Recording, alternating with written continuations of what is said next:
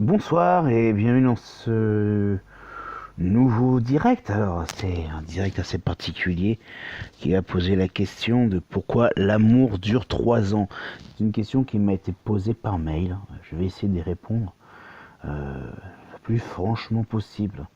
Et selon moi, il y a du vrai et du faux dans cette théorie.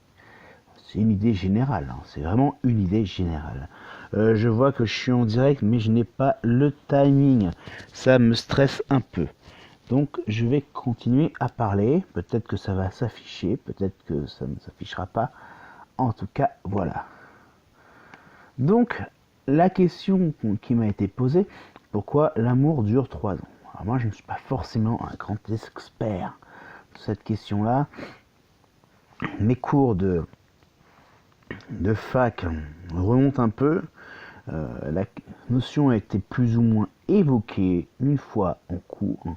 J'ai donc fait quelques petites recherches. Évidemment, lorsqu'on fait des petites recherches, on se rend compte que dans la littérature moderne, tout tourne autour d'un livre qui est le fameux livre de, vous savez tous, le fameux livre.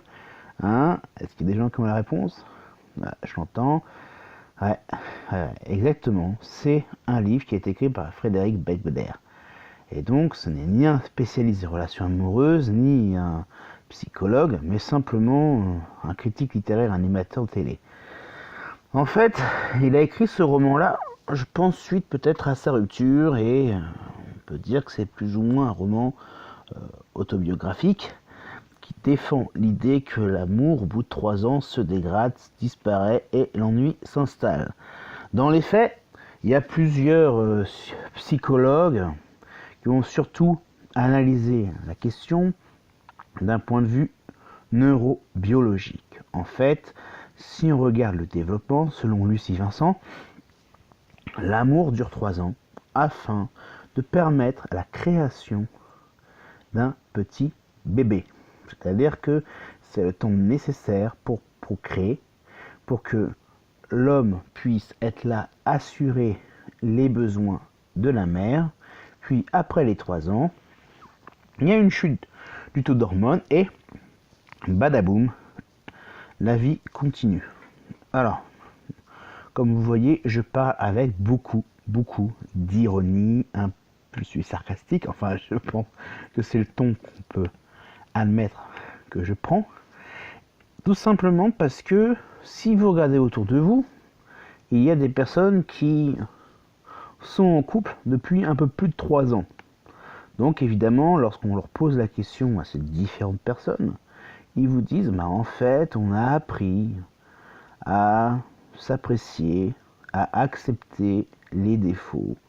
On a appris à s'aimer au-delà des défauts. Donc cette question-là, finalement, remet en cause l'idée de l'amour dure 3 ans. Qu'est-ce qui dure 3 ans? Est-ce que c'est le fameux coup de foudre? Ou est-ce que c'est tout simplement le fameux amour fou qu'on entend souvent dire c'est un coup de foudre, c'est temporaire. Donc en fait, quand il y a un coup de foudre, on a une sorte d'aveuglement. L'amour rend aveugle, comme on dit. Donc on ne voit pas les défauts et au fur et à mesure, on découvre la personne et on se rend compte que cette fameuse personne ne correspond pas à nos idéaux, à notre idéal et tout cela. Donc ce qui fait que finalement, on se rend compte que c'est pas vraiment ce qu'on s'attendait à trouver chez la personne. Donc évidemment, comme je vous ai dit, il y a plusieurs personnes qui continuent à avoir finalement des relations qui durent un peu plus. Je sais pas, il y a eu un temps où finalement les couples restaient ensemble plus longtemps parce qu'il n'y avait peut-être pas la culture du divorce. Attention, là je ne parle pas que c'est une mode le divorce. J'ai fait mon mémoire de Master 1 sur l'évolution de la femme dans la société de 70 à 80, et il y avait la question du divorce, le droit au divorce, la libération de la femme et tout ça. Donc c'est un acquis social indéniable. C'est important de le noter. Donc, mais pendant très longtemps, pour pouvoir divorcer, c'était compliqué. Il fallait prouver qu'il y avait une faute, il fallait faire des échanges de lettres incessants, donc ça durait très très très longtemps. Donc ce qui faisait que les gens ne divorçaient pas, et en plus la femme n'avait pas autant de droits qu'à l'heure actuelle. Donc une femme qui n'était pas une femme mariée avait souvent des difficultés, puis la société faisait en sorte que, en fait, se divorcer était très très mal perçu, donc il n'y avait pas autant de divorces. Donc ça explique peut-être pourquoi, en fait, la théorie de l'amour dure 3 ans, et surtout une théorie, on va dire, contemporaine. C'est la théorie actuelle, finalement. Mais si on regarde bien, hein, finalement, l'amour, est-ce qu'on doit le définir pour simplement une attirance physique, ou la passion, ou ce qu'on appelle finalement, vous savez, l'attachement. Peut-être que l'attachement, c'est ça qu'on doit essayer de préserver, l'attachement, le respect, et toutes ces choses-là. C'est peut-être ça qui finalement est le socle finalement d'un couple qui permet de durer plus que les fameux 3 ans théoriques de cette théorie. Alors, donc pour reprendre tout ça, Maud, finalement, il ne faut pas que tu vives la durée de ton couple avec la peur des 3 ans. Il y a beaucoup de gens qui disent qu'il y a des caps. Donc, je connais plein de gens autour de moi qui parlent de caps. 3 ans, 5 ans, 8 ans.